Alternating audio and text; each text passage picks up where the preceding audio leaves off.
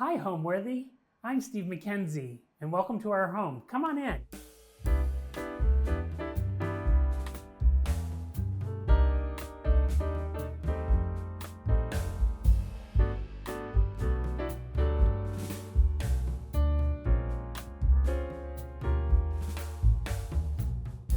You're watching Homeworthy, where we believe every home has a story.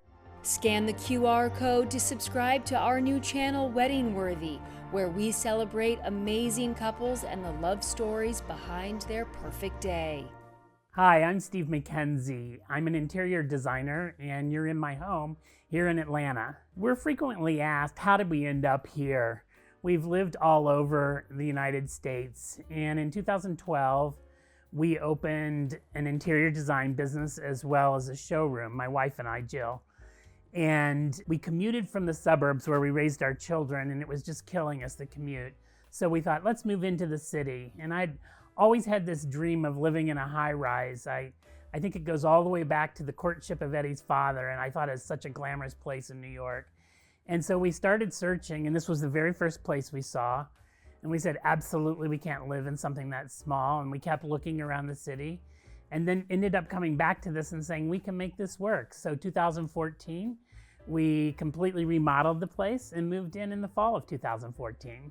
We absolutely searched for how did we want to live in such a small space, and we're really kind of purposeful about how to do that. And we knew that we wanted to live with a lot of the art we've collected over the years, some of the furniture we've collected. So I started moving about the walls and the doors to kind of maximize space, especially for art.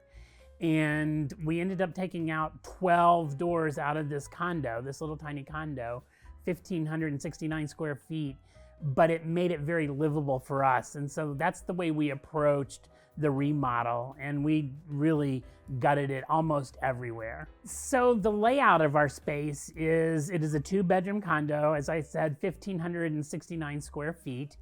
You come in the foyer and come straight into the living room. So it was very important to make the living room very flexible for entertaining. We took down the wall between the kitchen and dining, so we have that combined, and then we have a bedroom on either side of the living room, and then baths follow into those bedrooms. Welcome to our foyer. I feel like the foyer is one of the most important rooms in a house because it sets a tone for your guest of what they're going to experience when they come into your home. It also, let's face it, makes you happy when you walk in the door yourself. I wanted to set the tone here by bringing in the black and white marble, which you'll see repeated later in the kitchen. Gives kind of that European feel. I love this antique console that we found here locally, but it's Italian in origin. There's something about a classic bust that ends up in almost all of my designs. I think it just gives an air of history. And in this case, this Napoleon is exactly what I wanted in here.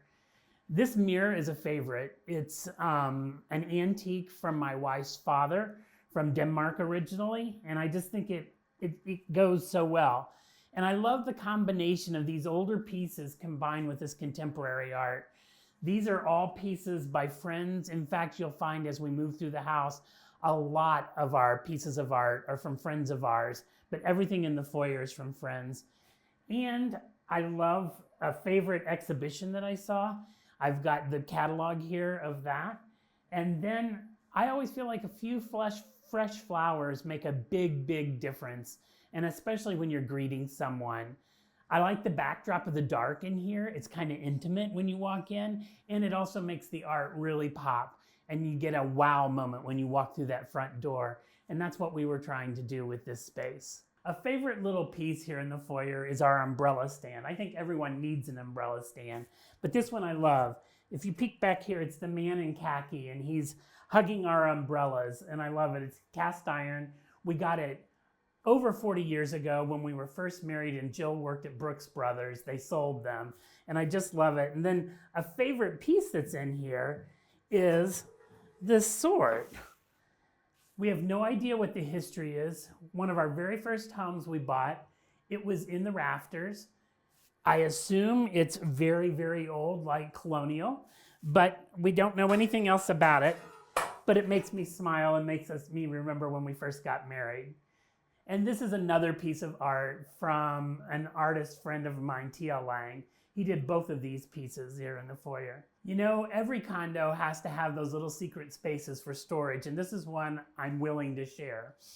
This is originally our coat closet, but we redid it this year, and I'm really pleased. It's got a nice landing spot with drawers. We keep winter hats and gloves and scarves in here. And the marble top just kind of makes me happy. And then a little decorative Thai antique relic that I picked up. And it's got our coats. It doubles as a food pantry. It's got our cleaning supplies.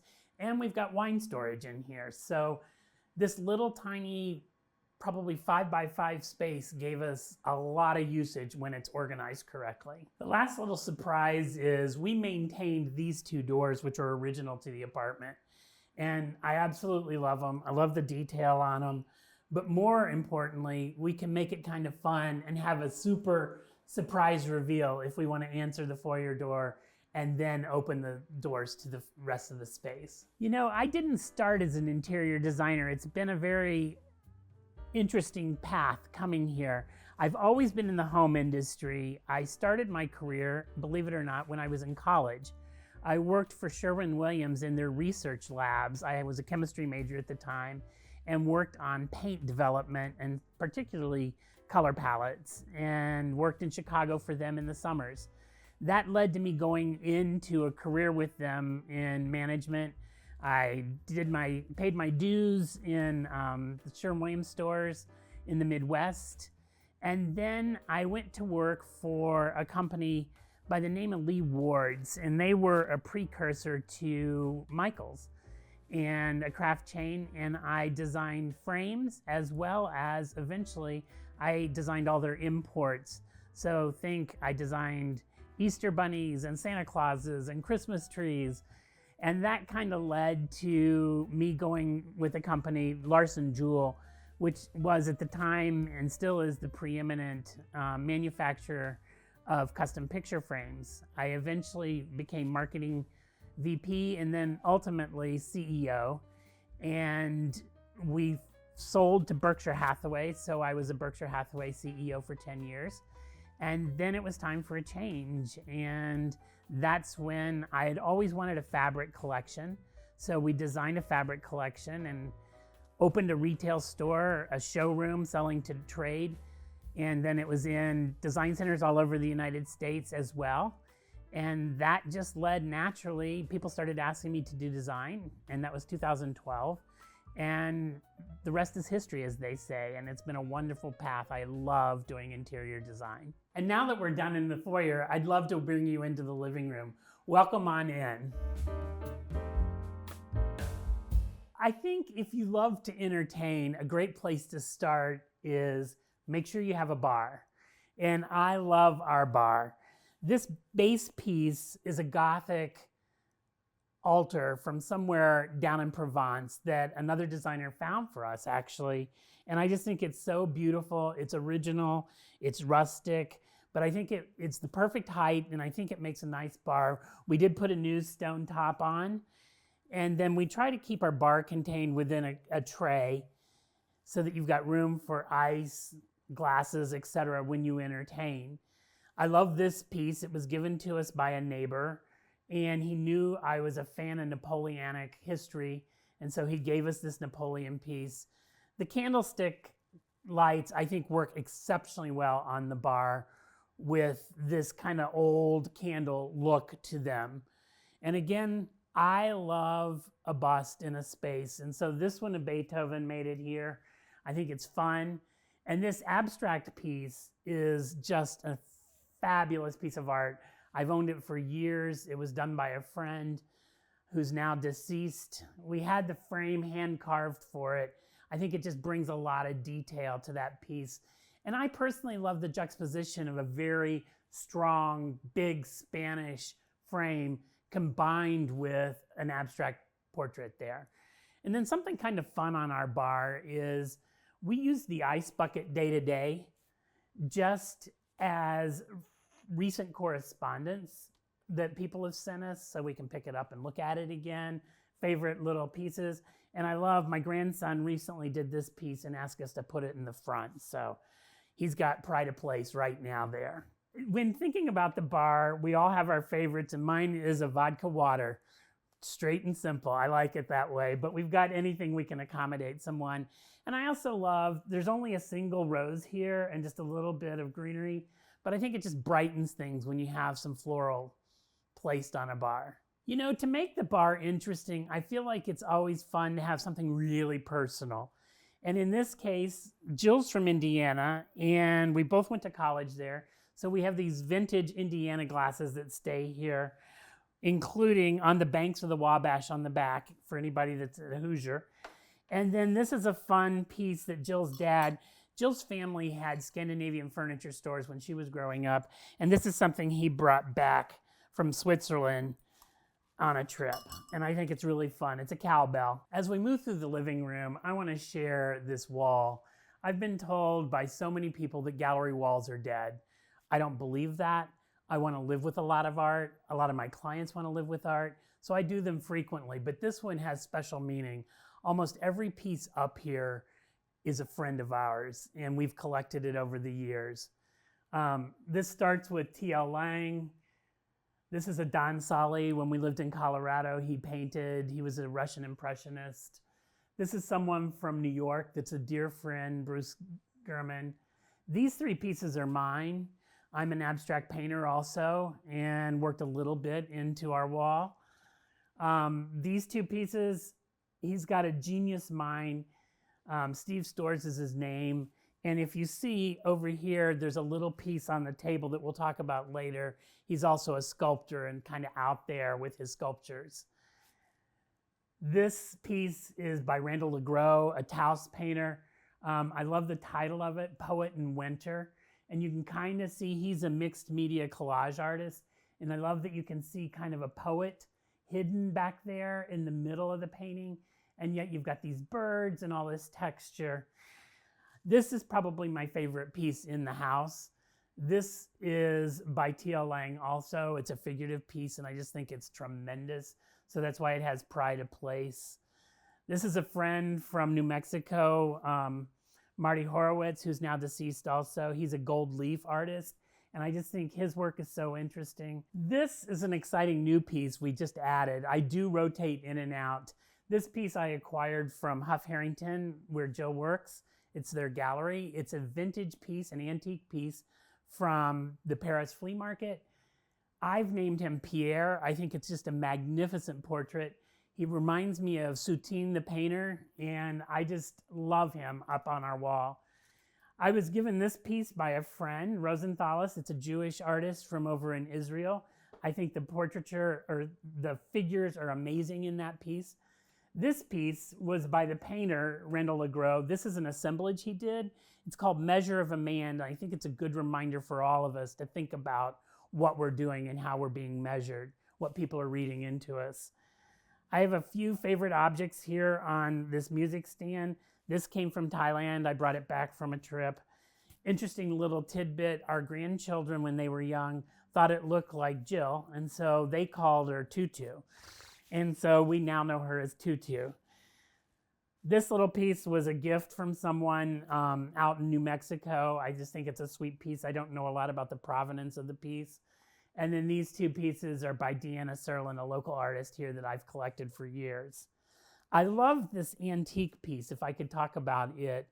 It's a music stand, and in it are very narrow shelves that you would have kept music rolls for player pianos, but someone had taken the piece and painted this portrait and canvas on it and attached it. I just think it works exceptionally well.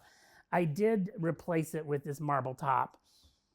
I feel a space always needs both new and old, and so you'll notice I love this Corbusier lounge chair. I think it's perfect in here, but we've got a pretty classic ottoman with acrylic legs tufted. I will share the sofa is also a sleeper. because we have extra guests, and when you're in a condo, you just need to find that next bed. Our ottoman is new, and I love it. I love the tufting on it. I like the acrylic legs. I like the juxtaposition, but I feel like your coffee table, in this case it's an ottoman for us, should say a lot about who you are, what's placed on here, and I have some absolute favorites. We've got a coffee table book by Tori Malott, a dear friend, called Southern Interior. She just came out. We have a couple books. They're all interior design oriented. I love this book. It's illustrations of interiors, absolutely gorgeous watercolors. And then for the objects that are on here, have to have a little bust. I've got Thomas Jefferson, always an inspiration to me. A cute little box that was given to me by one of my clients. I've just got some objects placed on a tray here. We have the tray because you need some stable surface when you've got a tufted ottoman as a coffee table, and the tray does that. So people can set their drinks on here. We keep a few coasters. I've got a couple objects people have given me. And then another work of my art, this marble piece, gilded when I did a residency over in Italy. I worked with the local marble vendor and then did my own artwork on top of them. The rug is exciting for me. It was a realization of, I took some of my abstract paintings and we created a rug line for Verde Home. And this one's called Loop. I love the subtle orange and the taupey background. I think it works in this space amazingly well. The chandelier was made locally because I needed a very petite, little tiny Sputnik type chandelier, and we had it made locally. I love the Ames chairs. They're always going to be in a space that I do somewhere that I live in. I think they're incredibly comfortable. I feel like the lines are timeless. This piece is probably one of my most exciting pieces here. This is our bookshelves, obviously. Everything on here is a result of travel or memorabilia. I won't walk you through all of it. A couple of my favorites. This is the full body of works by a poet from Indiana, James Whitcomb Riley. I love, Jill gave me for our anniversary, on our 40th anniversary, little minifigs because we think Lego's fun. So we've got Jill and I on there. You'll see 4 different Muji cities that I love. We've got Japan, Tokyo, we've got London, we've got Paris, and we've got New York. But the thing I love most about this bookshelf is this secret. I didn't want to be looking at a TV all the time, but let's face it, we all watch TV. And so this just slides open, and our TV is back here. But we don't have to stare at that big black box all the time, every day. Some of the other pieces that mean a lot to me, this little hand grenade was the artist I mentioned earlier, Marty Horowitz, the gilded artist. And it's kind of an anti-war statement by him. I think it's a really special piece. Here's another little piece Reynold Legros gave me. He actually bought, when we were in the Czech Republic together, these little images, and he worked them into his art. So that's got double special meaning. Let's see what else. This was just recently given to me by a gallerist in Mississippi, some friends that stayed with us. I think it's a really interesting piece. We always almost have a needlepoint piece on here because Jill needlepoints all the time. And as ornaments get done and completed, we set them up here and enjoy them for a little bit before we put them away. I think this was given to me by a friend, an abstract artist. I really love that piece as well. But all of it has deep, deep meaning to us. And I think that's the way an interior should be, is you should display what has deep meaning for you. And it's interesting, when you do that, people come over and they'll ask you about these objects, and it leads to great conversation as well as great memories about where you've been. I like this little corner of our living room.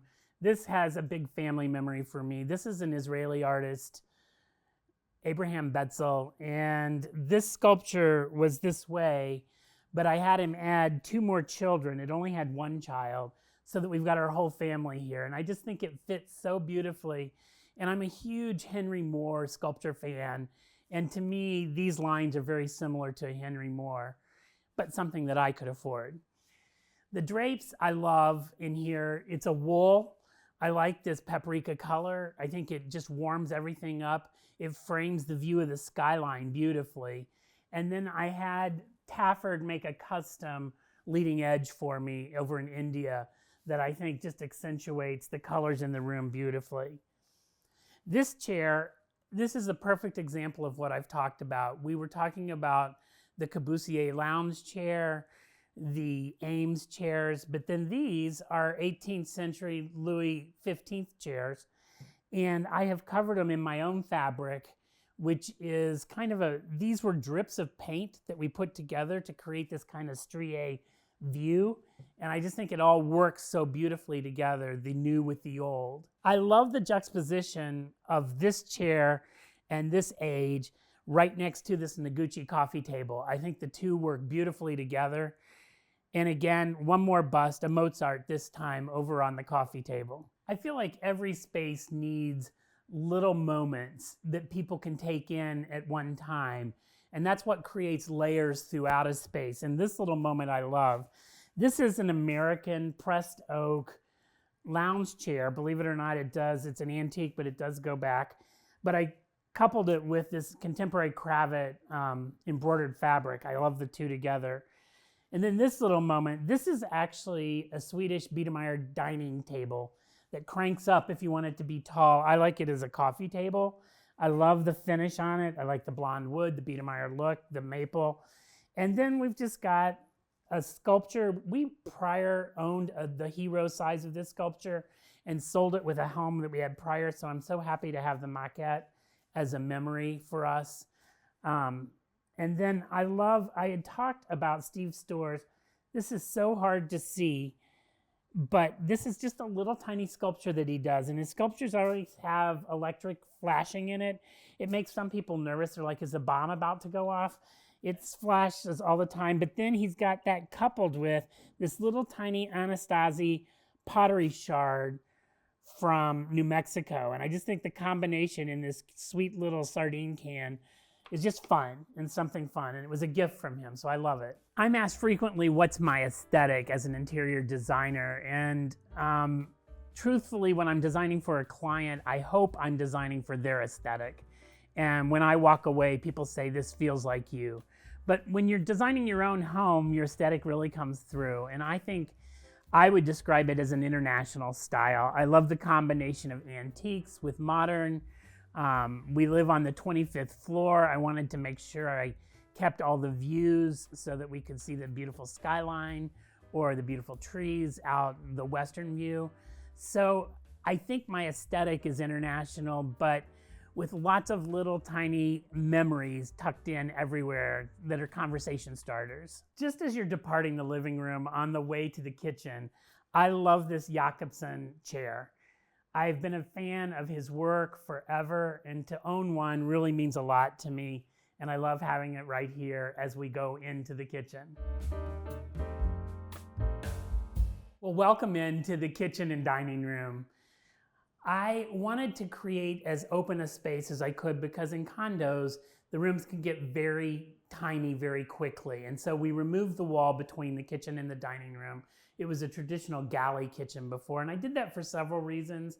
The biggest one being I wanted a bigger island because when you entertain, you have to have some place for people to stand and to put food. We all know people love to congregate in the kitchen, and a little condo kitchen just doesn't allow for that.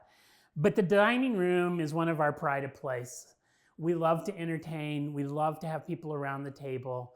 And I'd like to walk you a little bit through this tablescape that I've set, which is very typical of the way we do entertaining. We use fine china all the time. Every day, Jill and I eat at this table. We eat with fine china. Part of the reason we'll talk about over in the kitchen is I have 7 sets of dishes. And when we moved here, I was not willing to compromise on that. And I'll share some secrets of how we hide them all here in the kitchen. But this shows we've got our classic Wedgwood Edme. And it's just a good cream basic. I like the fluting on it. It's known in the Netherlands as the wedding pattern because everybody registers for it. This was a gift to me on my 50th birthday from Jill. She found the set from replacements Limited and got them for me. Topping off our place setting is these fun Le Jardin plates from GN, the French dish maker. I just think they're fun, they're colorful, it's the right time of year. And so this plate with this little pagoda was really what set the tone for the entire tablescape. I did the floral last night. This is pretty typical of what we do for floral. I want people to walk in and go, wow. And I'm always inspired by English cutting gardens, and so I try to mix it like an English garden would be, and that's what you have going on here. I love these scabiosa kind of dancing, and yet you have the cabbage roses, you've got your ranunculus, but I just think it's a fun look. And because we entertain in the kitchen and do appetizers in here, sometimes I want this table to be a wow. But then when we really sit down to eat, I'll take the centerpiece off and spread out the candles so the conversation can flow really easily. But I think it's important to start with that statement when you sit down. So you can see I've got little roses and other flowers from the arrangement and little tiny individual bud vases as well. We love lots of candlelight at night when we're entertaining. And so I've mixed 3 colors of candles here that I think are really good for the tablescape, but these brass candlesticks are nothing precious. We buy them all the time when we're in antique stores and see them cheap. I don't polish them. You'll see how tarnished one of them is, how shiny another is, and we just think it's fun, and I like all the different heights, and it just makes people look beautiful by candlelight at night, and I think it's a great way to set a table. The runner is something truly special to us. I mentioned that Jill's family owns Scandinavian furniture stores, and this is actually a runner that they sold from Denmark. I think it's really special, and I like the brightness of the green. The backdrop for this whole dining room is this gorgeous wallpaper by Walter Knabe.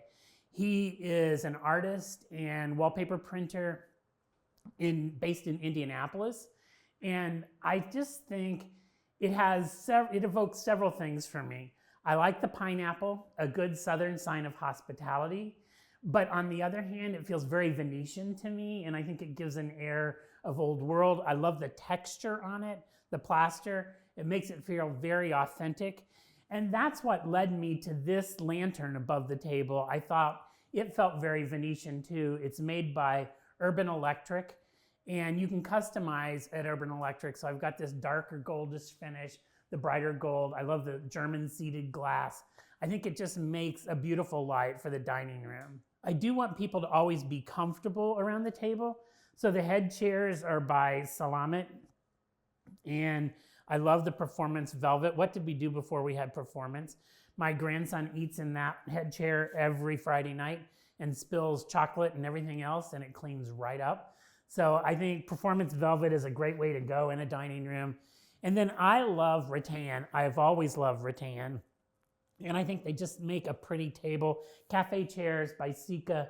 I just think they're beautiful. I love the warmth of this rattan color. And the base of the table is that gray, which I think is a great juxtaposition with the warmth of the tabletop. I just think it feels cozy in here, and especially at night as it's lit by candlelight. As we're talking about the table, it's probably a good time to talk about the floors in here. These floors, these parquet floors, are original to the condo, and we preserved them.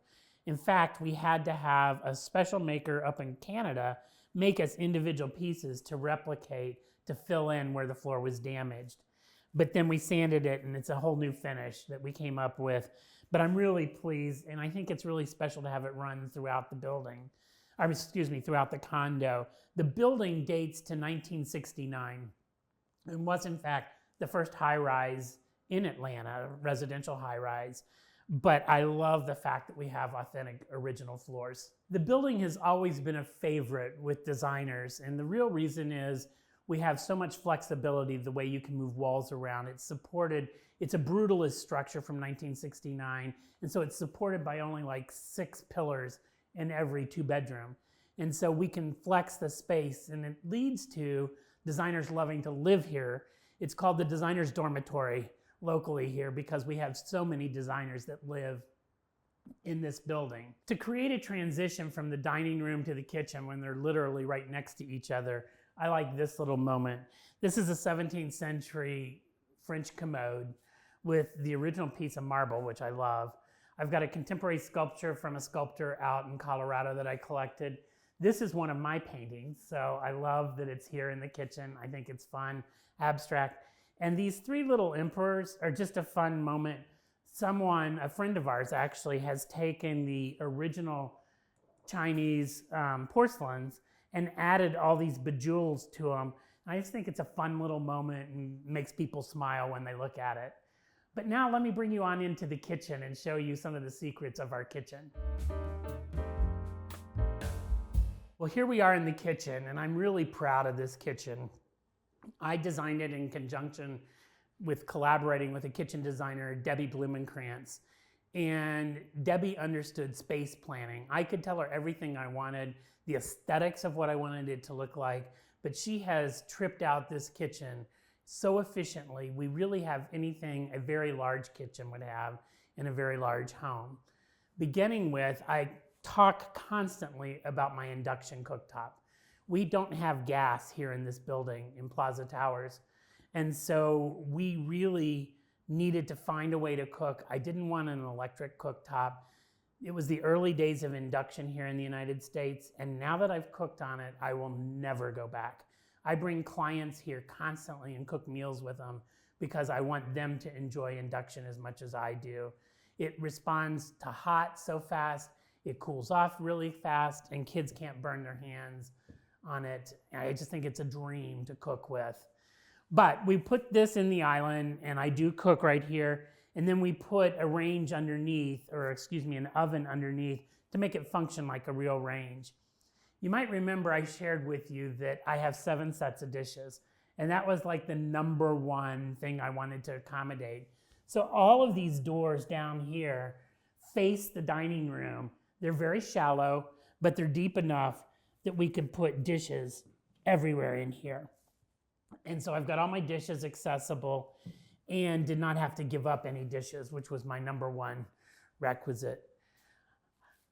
I did use quartz. I know people are big fans of natural stone. I love natural stone, but I just think for a hard-working kitchen, you can't beat a quartz material, and that's what we went with. Downsview was the kitchen maker. They did all the cabinetry that's here, and I used ironstone as the color. But there's some things I want to share that make cooking in this kitchen so efficiently. I want to show you on either side of the range, I've got these pullouts. And this is all my herbs. I've got oils down here. And then on this side, I've got all my utensils I cook with, plus all my measuring cups down here. And I think it's just an efficient way to have everything working. It was important because we like to entertain and have holidays like Thanksgiving to have 2 ovens. So we have the one right underneath the cooktop, but this is another favorite element of mine. I have a Wolf steam oven here. And I have to tell you, this little steam oven is the workhorse of the kitchen. I even make our Thanksgiving turkey in here. It's so moist and so fast. You don't have to heat it up ahead of time, preheat it. And I love the fact that we were able to get our cookbooks, our toasters, our breakfast liquids all in here and behind this one door. And then we've got a very shallow pantry because we've got one of those pillars that I talked about right behind here. And we have a very shallow pantry. Our fridge is a Sub-Zero, which is beautiful because you can incorporate it, same cabinet height. I just like when things are seamless in a kitchen. And it works beautifully for us with the freezer below. We have, every space is well planned. So we've got all the dividers here for our utensils. This is our drinking cabinets. Yes, we have grandchildren, but they're nice and deep and big. But to make it not feel like it's in your face, we offset this just a little bit back. And I like this Gothic nod to the Gothic bar that we talked about in the living room. And so we put this with this reflective mirror, which I think kind of brightens everything up. But it's a very hard-working kitchen, and it has worn well. To create continuity throughout the spaces in the condo, I thought it was important to bring the marble back into this, and I love marble in a kitchen. I think it just looks like old world and could be anywhere over in Europe as well, and I think it accented everything beautifully. We have to have these shades because this is facing west, and the sun is so intense that in this summertime, we need these shades to really kind of filter light. But what's on the other side of the shades is equally exciting. It's rare to find condos where you have so much outdoor space. And we have a beautiful patio that I love spending time on out here. It's excellent to have such outdoor space, and I feel really lucky that we can entertain out here. Frequently, since it's right off the dining room, we'll have the door open and we can use both spaces. I have a little garden. We have to have, both Jill and I have to have some green in our lives. And I do floral seasonally here. And then we've got the seating area, which is really nice, room for cocktails. But then we have a grilling area at the other end and our herb garden down there as well. So I think it all works really well, and you can't not look at the absolute skyline that you can see here, as well as the sunsets out here. And I will tell you, I think the sunsets here are more glorious than any beach I've ever been on. I think if I had to give advice, and I do all the time with interior design, to anyone going about a renovation, really think hard about the way you use and live in a space. That's where I think you splurge. I love to cook. We love to entertain. So I'm very proud of our kitchen. It was a collaboration with a kitchen designer, and she and I really did something. It's an award-winning kitchen. And I think you just need to figure out what's important to you and how do you want to live, and then work the spaces around that. I feel sometimes people start remodeling before they have a clear vision of how the space is going to be lived in, and then it doesn't suit them totally. But I feel like we really did a great job here. I think my favorite thing about this condo and living here is the skyline view. I mean, I love the art, I love our furnishings, it is what I do, but we have this natural backdrop of the city skyline, and at night, on a clear night, there is nothing more beautiful, and it's like this big painting of the skyline, and I think it just completes the whole space. Welcome to our primary bedroom. I feel like primary bedrooms need to be little cocoons, nests that you can kind of cozy up in. However, I want still strong design elements, and I want it to feel like it's a place you want to spend time. We made a lot of changes to the primary bedroom. The door, we moved all the way down here, and one of the reasons for that was I wanted to maximize wall space in both the living room and the primary bedroom. But the real reason was there was an entrance right here from the living room, and the bed could not face the skyline. And I was like, this is ridiculous to live in a condo that's got this beautiful skyline and not be able to lay in bed and look at it. So that's how we reoriented the room. I've done another little gallery wall in here, more focused on what I'd consider almost outsider art or more primitive. Again, many friends. This is a really special piece. I saw this piece. She's a folk artist from here in the South, missionary Mary Proctor, and I saw this piece at a gallery and did not buy it. And then years later, she had it back in her possession at a folk art show, and I was so happy to get to buy it. I just think it's sweet sentiment, not something you normally would see in a home, but I just love it, and it means so much to me. We have an extra dining table that I designed here in the bedroom. It functions as our desk, but when we're entertaining a lot of folks, we actually flip this with the Noguchi that's in the living room, and we have two dining areas that we can have people sit at. So it's a dual function, our daily desk, as well as it can be a dining table for special occasions.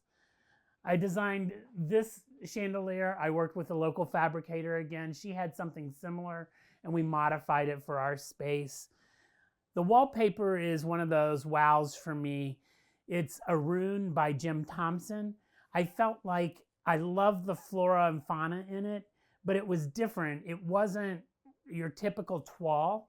And I just think it works really well. And that kind of defined the color that we use throughout the primary space. This big painting is a friend of mine, T.L. Lang.